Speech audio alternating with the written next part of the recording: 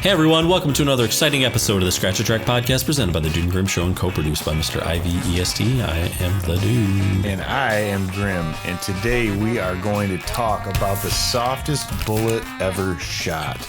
And that is the Soft Bulletin by the one and only Flaming Lips. Yes, we are, my friend. Dude, this is their 9th studio album.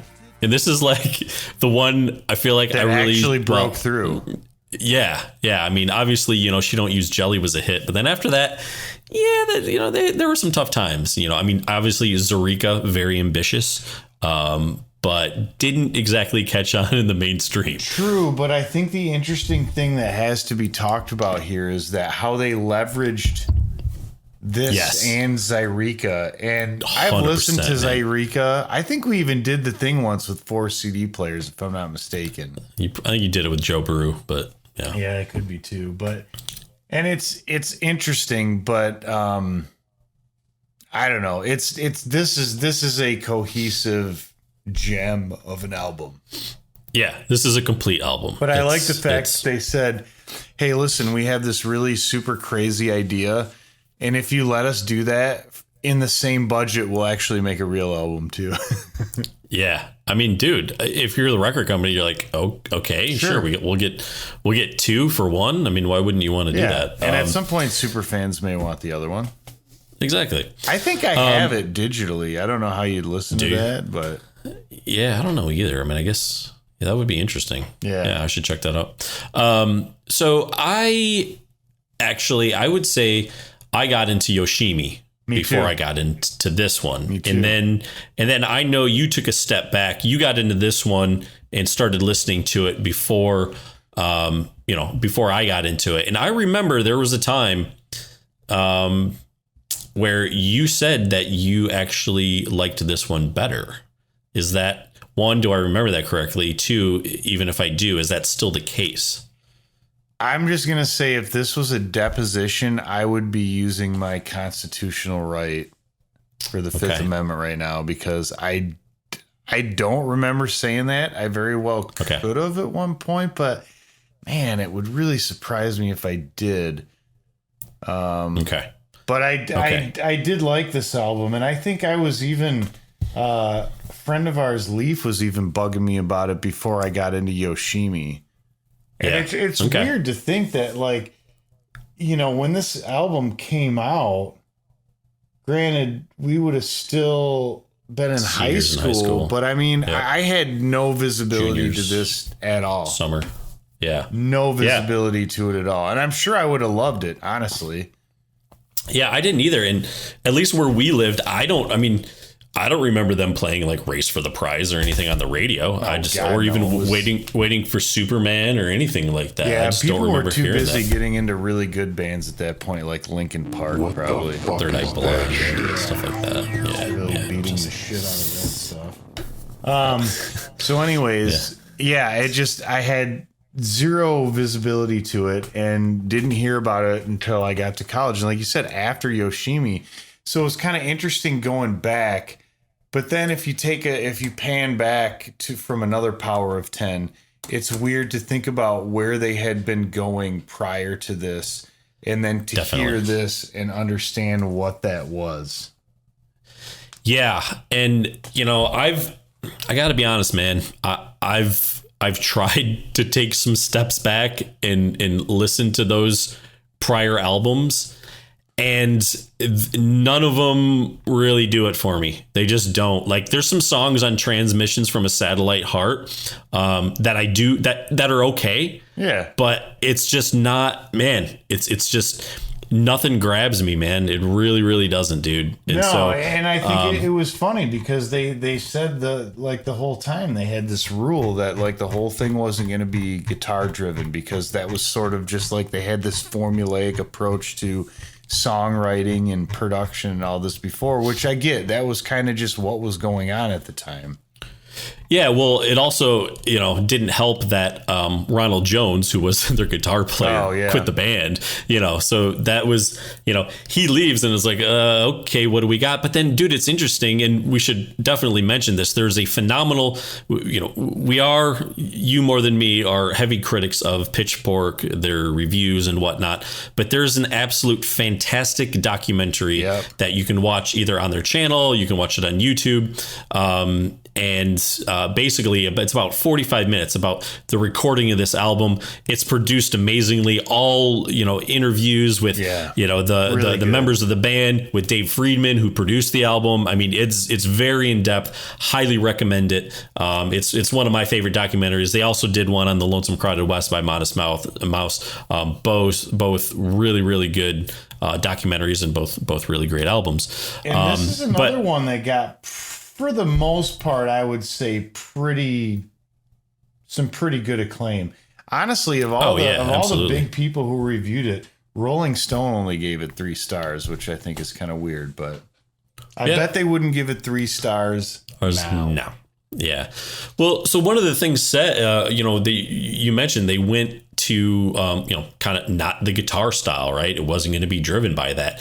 But what Wayne really liked about that, he's like, it actually kind of opened us up a little bit. He's like, oh, I didn't feel like we had to fit in and be like this type of a band. Yeah. So in a weird way, it gave them a little freedom. It's weird. By putting themselves in a creative box and basically invoking a rule where they're not going to put guitar on any album, it actually gave them almost more freedom because they had to do other things musically, had to find a way to fill that space with other stuff. And this album has a lot of just piano driven songs. There is a lot of fuzzy bass, really loud, big drum sounds. And then, dude, the MIDI. Yeah, I know.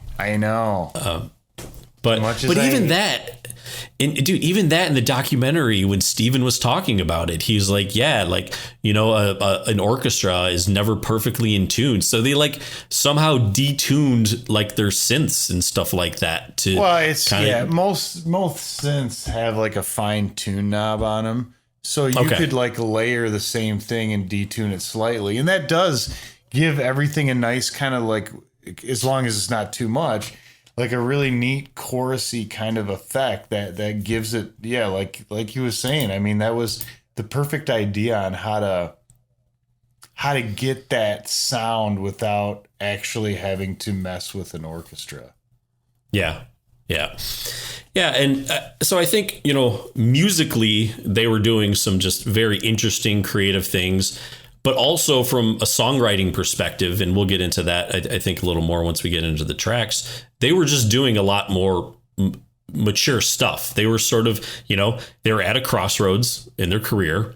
They had dealt with some heavy personal things, such as, Steven has been very open about sort of his, his issues with drug addiction and whatnot. Wayne's father passed away from cancer. And so he had recently, and so he had dealt with that.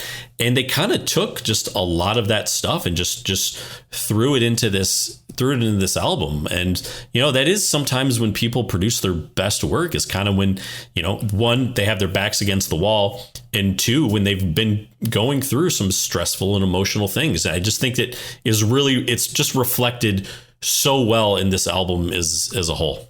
Oh yeah, absolutely. I did find it interesting. Now there are differences, and it does get a little complicated. But there are differences between the US version and the UK Australia version. And essentially Warner Brothers, Flaming Lips submitted this album, and Warner Brothers, at least they weren't, I don't know if they were blown away by it, but they're like, hey, can we remix a few of these songs for the radio and for singles? And I didn't hear that, the band gave them any sort of pushback or anything like that. It sounds like they were allowed to pick the producer or the engineer to remix the songs. So Peter Machran okay, is the one who ended up doing those. And like the initial CD release, I always found it interesting. It said Race for the Prize remix. And I'm like, well, it's just weird. I was like, typically you don't start an album with a remix of the song, but that's how they started the album. So it was Race for the Prize and then Buggin are both, when the CD came out in the US, those are both the remix versions. There was a remix for Waiting for Superman, but that I guess is not included on the US album, or it's, it's like one of the ending tracks, because I think to put like Waiting for Superman and Race for a Prize on the end of the album. So there are different variations of this album out there. Yeah. And even the vinyl that I have, I think the US version, even on CD, included the song. Some of them included the song Slow Motion, and then I don't know, Buggin was on one, but it wasn't on the other, and they did weird things and whatnot. But this one has Slow Motion right before Feeling Yourself Disintegrate, and it also has a different version of Buggin. So when I kind of like heard these things, it's just one of those things, your brain is trained to hear stuff. It right? a certain way. Now, what was different about your version of Buggin? Because admittedly, I didn't get to the clip you sent me, but what was different about it? Yeah. So the one on the album is much cleaner, and the how it starts with the buzzing sound and whatnot. I didn't find it to be as long. So on the Flaming Lips version is a little, I don't know if I'd say weirder, which, wouldn't surprise you, but it just has this, I don't know, kind of longer buzzing sound and whatnot. I like the remix version actually better. Now, maybe I like it better because that's the one I'm just so used to hearing. Does it have are the drums a little more aggressive? Oh, man, I can't remember off the top of my head. Let me see if I prefer. I'm trying to think if I have it in my notes here. I don't see it. I don't see it in my notes here. As far as the differences go there, but I will say when Waiting for Superman, the one that's on like the album that people know is much more stripped down. The one that he remixed. And is at the end of the album, the one that he remixed, much fuller. There's a lot more instrumentation. You can actually hear a little acoustic guitar strumming on it, some synth on it and everything. Okay. Like it almost sounds like it could fit on Yoshimi. Like it has a lot of these songs sound like it has those sort of elements and whatnot. But yeah, I do need to do like more of a comparison of Buggin. I thought I had that in my notes some more, but I don't. So sorry, folks. But yeah, man. So I don't know if there's. Oh, do you want to talk about the cover a little bit? I do, but one thing I want to talk about too is we talked about how they sort of piggybacked this with Zyreka, right? And that's how they were able to sort of leverage doing that. Now, another thing that's interesting is at the time this was happening, Dave Friedman was just building his, what I would say is now legendary Tarbox Road Studios in Cassadaga, New York, which a lot of awesome records have been recorded at. But this was the first. Yeah. I mean, they were literally like recording while this was finishing up being built. They said they got the console on a Friday, were running wires over the weekend, and by Tuesday they were rolling. Yeah. I mean, that's an insane amount of work. I thought it was interesting too. I'd be curious because Dave Friedman also said he was like, when they were thinking about Zyreka and like how to do it, how to record it, everything, like where would you technical and whatnot, like where would you do it? It's going to cost so much money. So they decided to build a studio. I'm curious as to how much of the, I guess, budget or money that Warner Brothers gave them to record this album actually went into the building of that studio. Yeah, that would be an interesting. So if anyone has access to the balance sheets or David tax returns from 99 through 2001, go ahead and like, subscribe, and comment below. That was a hell of a segue. Yeah. yeah, man. So it's I don't know, man. I just thought that was a cool story, and they just kind of had to figure out some things as they went. And they even talked about, with MIDI and whatnot. They were like, we were kind of like writing songs and doing stuff as we were going, and to have like an orchestra, like it just wouldn't have been feasible to do that because they were just changing things so much. But man, dude, I don't know, man. I think it sounds great. Like, I mean, it does. To me, it just sounds like this sort of dreamy Disney kind of, like, it has this fairy tale sort of feel to it. The album just does. And it's, it's always been, I still don't put it ahead of Yoshimi for myself, but I will say this, dude, I feel like it might be a little more of a diverse album than Yoshimi. Yeah, that's fair. Yeah. I feel like Yoshimi, it's, again, one of my favorites of all time. But I feel like it kind of, once it gets on a track, it kind of stays on that a little bit. I feel like this is a little more maybe experimental in sort of the areas. Oh, and it certainly was for them. I mean, I think they made comments, even in the documentary. It was basically like they would take things that they had and played it for people who kind of knew their music prior to that, and people were like, what the fuck are you guys doing? Yeah, like, wait, do you want your voice to sound like that? Yeah, right? Like, yeah, it's like, I mean, yeah, we do actually. Thanks. Thanks a lot, asshole. Yeah, for real, dude. All right, well, there's 14 tracks, so if we don't get into them, this is going to be a record breaker. Well, I have 13 tracks. Actually, I have 12. Never mind. Which, you only have 12? Yeah, I got 12. Well, because they put on, at the end, they put Race for the Prize and Waiting for Superman remix again. So what? See, because I'm seeing, oh, you're right. They just didn't put the remix in there, so it surprised me. 12 tracks. Exactly. Ending with Sleeping on the Roof. But let's start with number one. Let's start with Race for the Prize, which is the remix version. Now it's wait, actually, before we do that, dude, you want to get into the cover art?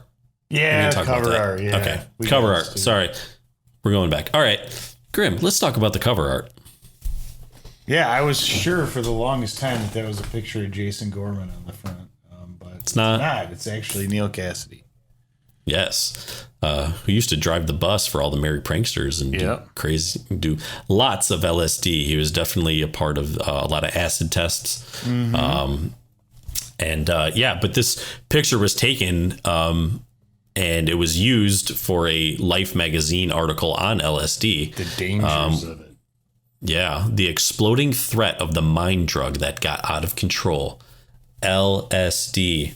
What did they give you? What did they do to you? See this stuff on my sleeve? It's LSD. I don't remember, but I remember it was real bad. Yeah. It's like, oh no. They gave you what? Oh man. Isn't that Simpler dude times. That does that? Isn't that Flea in the bathroom? Oh yeah. Yeah. Oh yeah. Definitely. Yeah. What's the trouble, man? Yeah. So, but that was a Life magazine article, and I just like Wayne, because it's so simple. And then they put those little things in there that almost look like lens flares, like running along the top. Oh yeah, no, it's really cool. The artwork for this is badass. And it's very cool. I feel like this started a whole run of things where, with the exception of Embryonic, almost all their albums have this similar thing with the artwork where there's like a solid line of color across the top bar. Yep, the top bar. Yep. Yeah, because I got Yoshimi right here. People can see over my left shoulder, and it does that as well. At War with the Mystics, I believe, does that as well. So does the King's Mouth. King's Mouth. Yeah. The Terror does not do that. No, neither does Embryonic, but anyways. I kind of like that little thing. That's just it's classy. Dude, I feel like it's like a Wes Anderson thing where it's I'm gonna use the same font just all the time. Yeah. I have to find something that works. Yeah, stick to it. All right. I say we get into the tracks now, Rin Tin Grimm. Yeah. Starting with number one, the Race for the Prize.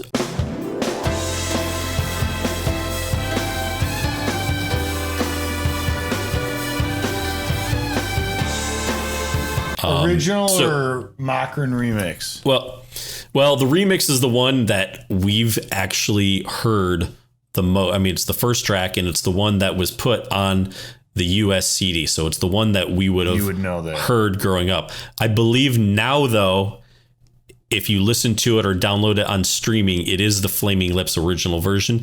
The main differences that I noticed is the remix version is it's not as crunchy, it's not as in your face, and it's the song is actually balanced much better as far as the panning goes. So when I listen, it's panned much more evenly. It's less crunchy in like the drums, and they're just not as in your face. Okay. Which I can see is like, if you're putting that song on the radio, maybe, that could, because you got to mix it in a way where it sounds good coming through headphones, speakers, a little shit speaker. I mean, like, exactly. Yeah. So and that's the thing. I felt like it was just kind of like more of a flatter version of it. And so I think, maybe for radio play that would be better. But I thought it was interesting in the documentary how Steven said, he was like, I played him a version of this in like 92, and Wayne didn't really think much of it. And then a few years later, he was like, I played him another, version of it. I kind of reworked it. He was like, it kind of sounds like a car commercial. And then finally he went to him. He was like, okay, so hey man, I got this song, dude. Yeah. And that seemed to be the one that took. Yeah. Yeah. Well, they even talked about it. Like, they took part of it from, the demo that he had made. Yeah, that he made. And even Friedman said, right? Like, he's like, people were like, oh my gosh, you're taking it from like some tape recorder. Like, you guys are crazy. And he's like, yeah, now we do that like all the time. Yeah.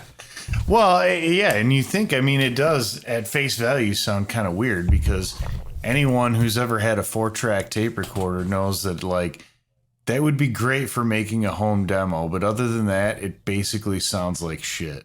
Right. It just does. But the one thing that was neat about it is he could mess with the speed of it, and that's how you get those little jumps, the pitch shifts. And I think they did a good job of where Friedman was like, people who play keyboards know that that's not a tone knob that gets you that kind of shift, because it's awkward. It's not in any way smooth. You can't bend things like that. Like, he was just like, it was great for what it did, because it had its own sort of weird effect and nuance that you couldn't get elsewhere. Right. Yeah. Yeah. It's pretty cool. And, it sounds so big, man. The sound, the song just because there's a lot of layers in there. But it's so different than anything they had done up to that point, though. You know what I mean, too. And I kind of like the subtlety of like the harp sweeping up those, those big sweeps that they would do and stuff like that, which that had to be fun, because all of a sudden, if you just went into the world of MIDI, you're like, wow, I can use all these amazing sample libraries and just, go to town. Dude. Yeah. And they did. They did. Moving on, Grimm, track number 2, A Spoonful Weighs a Ton.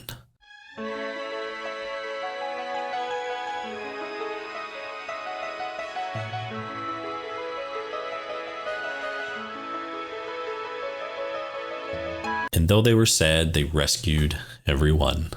Kind of like earlier where I said this album has like this Disney fairy tale feel to it. I just feel like the opening of this track just kind of has that. I don't know, has that to it. I just love how thick that synth is. Oh, dude, when it just it's funny, man, because it's like, I feel like that sound has become such a staple with what they do. I just really, really feel like, dude, it blows it up, man. It's just the fuzz is just pretty crazy, man. It is. It's good. I love, like you said, it starts out in many ways. It has elements of like Moody Blues, Days of Future Past. Oh yeah. Okay. Okay. Where it has sort of like, man, that like pastoral animated sort of feel. Yes. And, but then unlike that album, this one gets buck wild, man. And it's sweet. Yeah, that's a really great comp. I did not think of that. But yeah, I would put those as sort of that kind of like Disney animation fairy tale stuff. But yeah, these guys are like hanging out in the same room for sure. Track number 3, The Spark That Bled.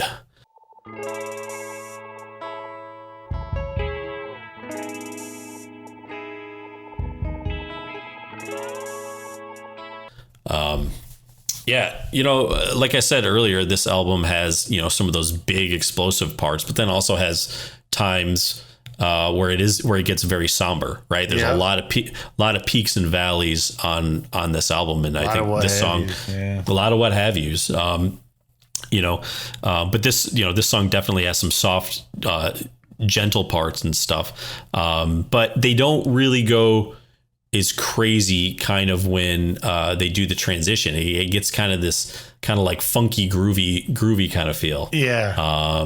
And that's just one thing I really, I if you do that every song, like it kind of loses its, loses its luster a little bit, But I like feel like this cheeks of luster. This too, I think it's this one. Mm-hmm. This kind of set up a sound, a sort of way that you would hear them sound many times in the future too. Definitely. Yeah. It is funny how there's certain pieces and parts where I'm like, ooh, I can already feel like the Yoshimi coming out of this. Oh yeah. Right. Yeah. Or anything else. I mean, just a lot of things that they do that are pretty similar. Yep. Yep. I guess move on to the Spiderbite Song, Grimm.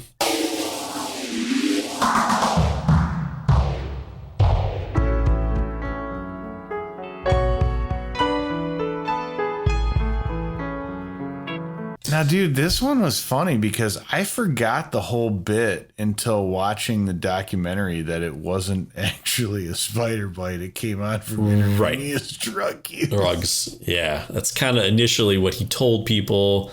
Then he was on this antibiotic and he didn't finish the antibiotic. And they thought it was a spider bite. Yeah. And one of the solutions, if it was the brown recluse, which they call the fiddleback, you might just have to cut off your hand. And I love it. Wayne's like, well, God, I'm glad we didn't do that. Yeah, right? Yeah. Man, that would have been a little tough. And then it's so great. Like that's just another reason to watch the interview because they don't shy away from any of this shit. Right. No, they don't. They're, and Steven just felt, he's like, I felt so bad. Like, like I told him this and then he was like, I was embarrassed. And he goes and writes this just like sweet song about it. And it's like, gosh, I'm glad that it didn't destroy you because if it destroyed you, it would destroy me. And it's just like, I love that, man. It's so heartfelt, like, in such a good way. Like, I just think it's really cool. It gives, this album has a lot of heart and soul in it, which is pretty nice. And I've always thought of them as that kind of a band, anytime where you go to one of their shows, they're, Wayne's always talking about love and love your neighbor and all this stuff and be kind and have fun and everything. And it's like, it's pretty cool. So I just feel like that's represented well in this track. Yeah.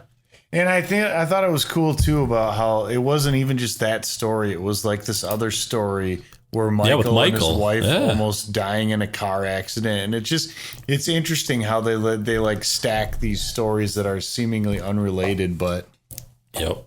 Yeah. Yeah. Yeah. No, it is. It's a really good song. Then we go to Buggin.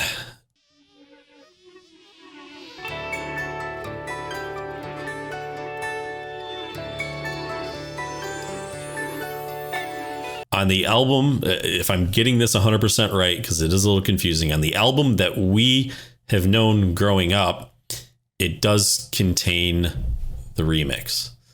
Okay. Yes, I believe. So it does contain the remix, which has like the shorter buzzing and I think it actually does have the bigger crunchy parts. Shit, I don't remember. I gotta go back and look at them. Whatever. Yeah, I mean, I've always kind of liked this song. I like the way he sings it and everything. Now, it's for someone who has criticized the lyrics of "Suddenly Everything Has Changed." These are some pretty simpleton lyrics too. They are. And will they fly in the air as you come? You're right. Like it's a little silly and fun. But what I like about it is I just like the sound of the song, man. Yeah, so, I know the song. Does sound. So it's like I can forgive it a little bit there. I can forgive it with that. So. But you're right. I would say the same thing about Suddenly Everything Has Changed. I can forgive it there. Yep. Forgive it. You're forgiven. You are forgiven. Okay. Track number 6. What? What is the light?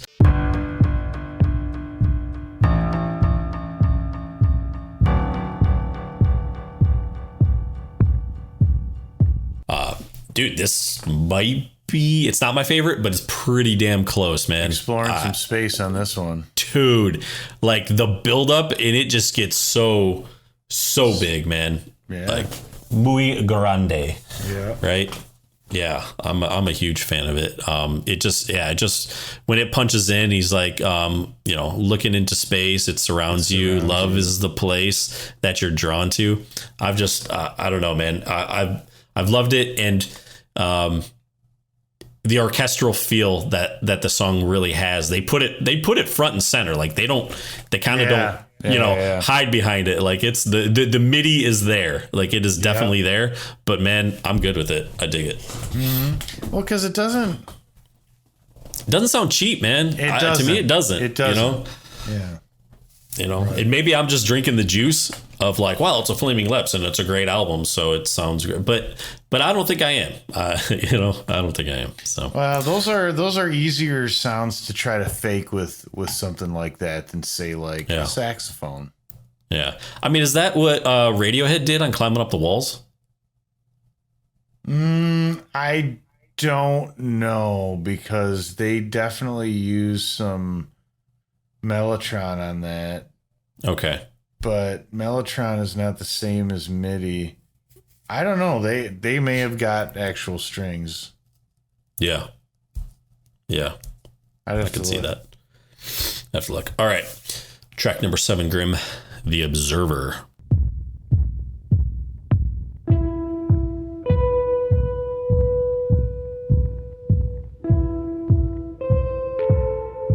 Instrumental song, has a real mid-trip feel. Yeah, dude. I would they say, have right? other songs like this. Yeah. And this is a groove that they get into that I love. Mm-hmm. And this, so on vinyl, this ends disc 1. So it is a double disc. It is double disc. It ends disc 1. And I think it's a good ending for disc 1. And initially when I was thinking about it, I was like, man, like they could have started disc 2 with this, because I sort of think about it as this is almost like an intermission. Yeah, that's kind of how I think about the song. But then disc 2 ends with Sleeping on the Roof, which is another instrumental. So I'm like, okay, I like ending side 1 of disc 1 with an instrumental like this, and then ending side 2 with another instrumental. So well, yeah, and it's funny because Steven said that he had made some comment in that thing about the CDs, and he was like, Sleeping on the Roof had to be the last thing. Yeah. Like that should be the last thing you hear. Yeah. Yeah. Now, did you hear about how, well, let's get into that when we get into that song. Yeah. Let's do that. So yeah, that's, this is The Observer. I mean, dude, it's one thing that's interesting about it is like, it's got this kick drum that just kind of beats through the whole song. It's almost like a heartbeat. I just found kind of interesting, but it's, that I do like that. And that's another thing that is not, I wouldn't call uncommon. But they kind of do that too in the beginning of What Is the Light? Yeah, you're right. You're absolutely right. They do. Track number 8, Waiting for Superman.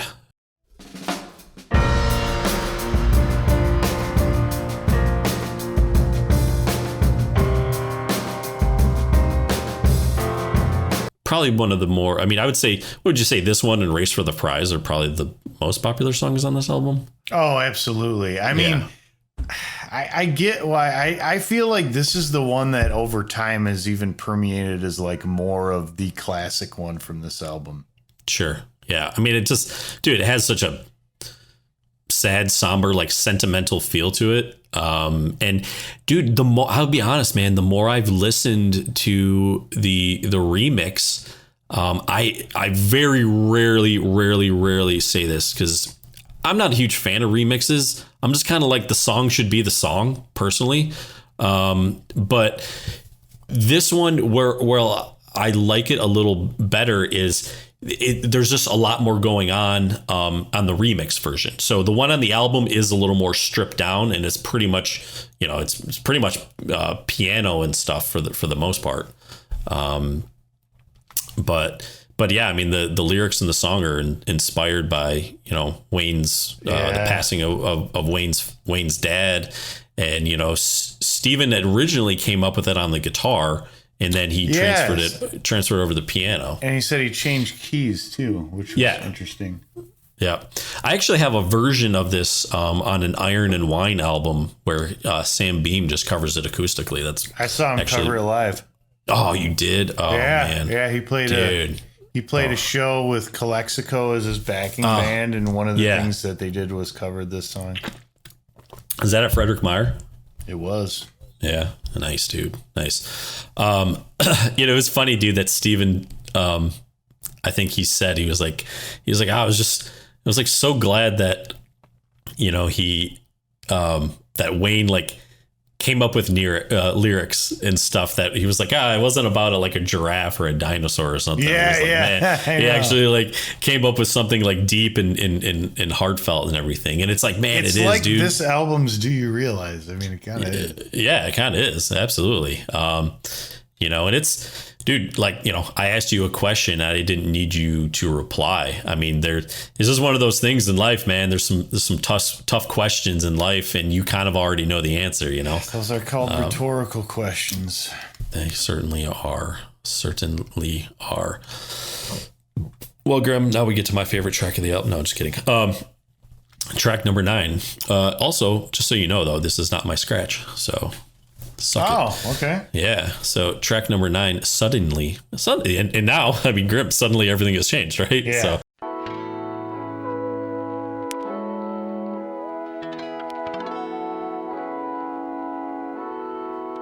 Here's the deal. I am not a huge fan of this, like the opening lyrics, putting all the vegetables away that you bought at the grocery store today. To me, it sounds like cheesy, stupid country lyrics. Like, I went to the grocery store and I got some this and that. And I went home. Yeah, but it doesn't talk about like big trucks or, No, it doesn't. It doesn't. So the one thing, it actually wasn't until, and I haven't really focused a lot on the words and the lyrics to this song, but once I started looking a little closer, then like in the next verse it's like put in all the clothes that you washed away.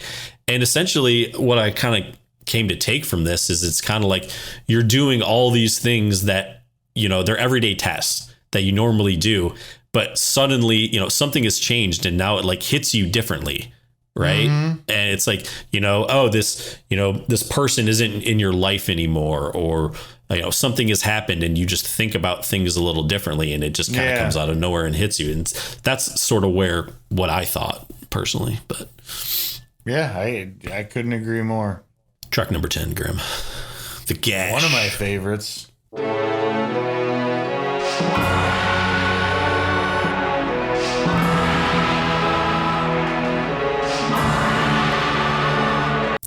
I thought it might be because it's kind of out there. There's a lot going on. It's pretty wild and fun big. Track. Yeah, like they do. Yeah. There's a lot of that. Like, dude, there's like, it's like a terrifying like scratching choir singing or something. It's man. Sweet. Yeah.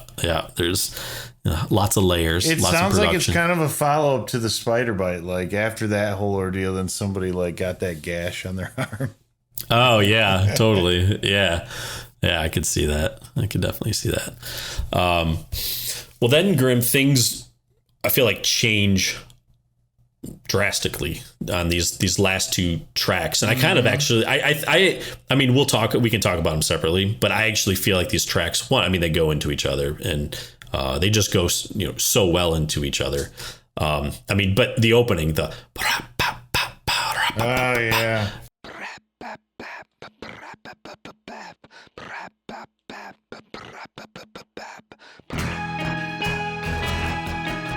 Oh, dude. And when they do this live, it's so badass, man. It's so good. I think this might be my favorite track on the album. And I think it's just a great, also a great mid-trip song as well. Okay. Yeah. Yeah. And they even talked about in the, in the documentary, how when they were doing the recording, and they had the rule of not using an acoustic, and then changed. Suddenly everything changed on this one. yeah. And then they were like, wait a minute, what are you doing? And he's like, I broke the rule. So, but I mean, not using it like they would have. Yeah, definitely not. Definitely not. There's a really interesting thing that I love about having all these electronic and synth sounds with an acoustic guitar. There's just something about that Dude, it's like it shouldn't go together, but it goes together so well. I think that's sort of some of the elements that I love about Radiohead so much. I love the way those sounds go together. And you're right. Like, you could probably make the argument that maybe those sounds shouldn't fit together, but for me, they do. For me, they do. They do. And Michael even said, that this song, he felt like kind of really summed up the album with everything that they were, doing and going through in life, and just during the process of recording the album. And then it transitions seamlessly with crickets right into Sleeping on the Roof, man.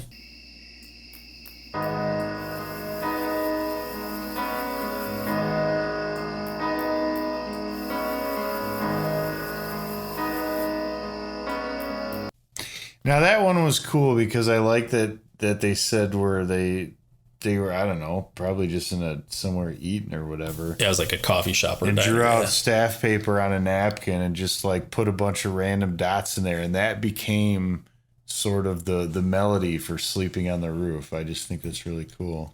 Yeah, they put it on. They wrote it on a napkin. They said they wrote a musical staff, put it on a napkin, and then they turned it upside down. Yeah, and then they drew musical notes on it, and that's just kind of what it turned out to be, man.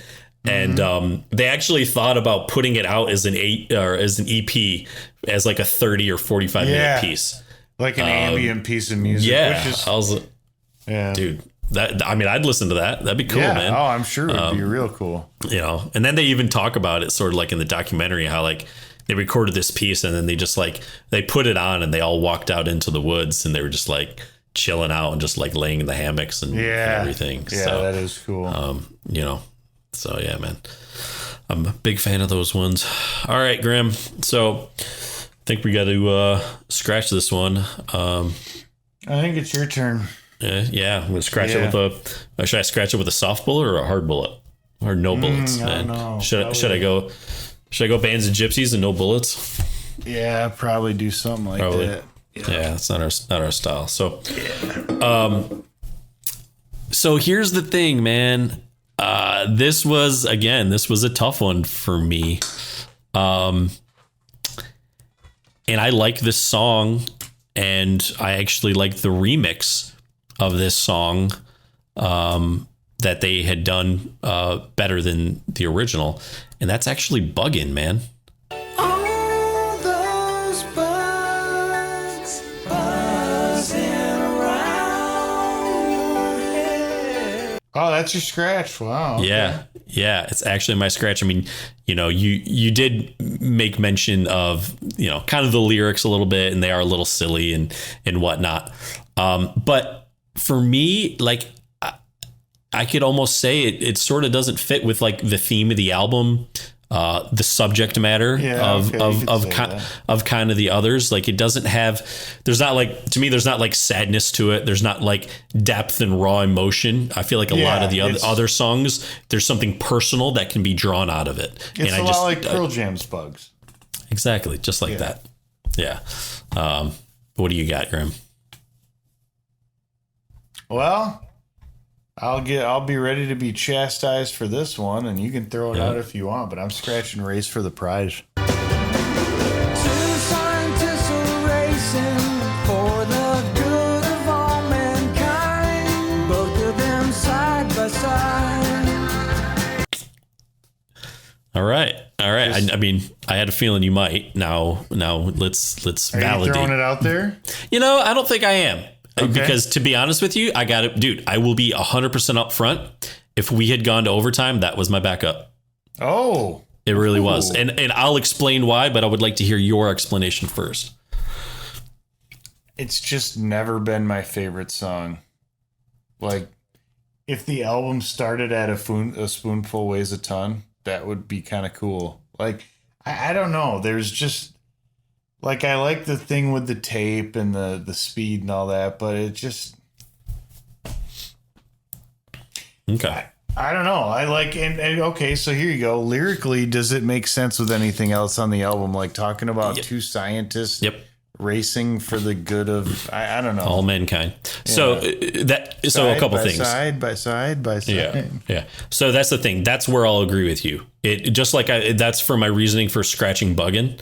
I felt like it didn't fit, like lyrically, it doesn't fit with the sort of the theme and the emotion and everything else on the album. So that's why I agree with you.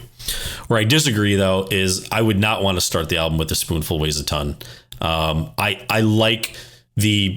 just like the sound. Here's the thing. I like the sound of Race for the Prize too much. And I like the way it hits and just comes in, and I mean, not to say that if this wasn't on the album, it wouldn't be on some album or it wouldn't be a song of theirs. Sure. I just love this song live. It's a great energy song, live. And, so I'm a huge fan of it. I don't think I could be like, I'm going to put it somewhere else on the album either. I agree with that. I think if you're going to put it somewhere, you lead with it for sure. But yeah, I don't disagree that, from sort of a lyrical subject matter perspective, it may not fit with everything else. So yeah, it's just something about it. It's just never been my favorite. It's just kind of too like happy and cheesy and shit. Yeah, you like that. You like the dark stuff. Mm-hmm. Is it too popular? You don't like the singles? Yeah. That's pretty much it. Man, this song's awesome. But it was a single. Oh, fuck this song. Never mind. Yeah. Never mind. Yeah, scratch it. So, well. All right. So that pretty much wraps up this episode. Wouldn't you say there, Grimm? Yeah. So leave us some notes below. Like, subscribe, comment below. Why? Am I crazy? Yes. I'm sure a lot of people would think so. Yeah. Never been documented in any sort of medical way, so no way to prove it. Absolutely. So, yeah, everyone, definitely hope you enjoyed this episode. We do have a Yoshimi Battles the Pink Robots episode that you might enjoy as well. And also, we have a Yoshimi Battles the Pink Robot 20th anniversary box set unboxing. So, check that out. And we did American Head. And we did a first impression of American Head. Absolutely. Booyah. So, yeah. All right. Thanks for watching, everyone. It is time to go on the Dude and Grimm show. Scratch the Track is produced by the Dude and Grimm. Additional music provided by Moore and the Tins. Copyright 2023. The Dude and Grimm Show.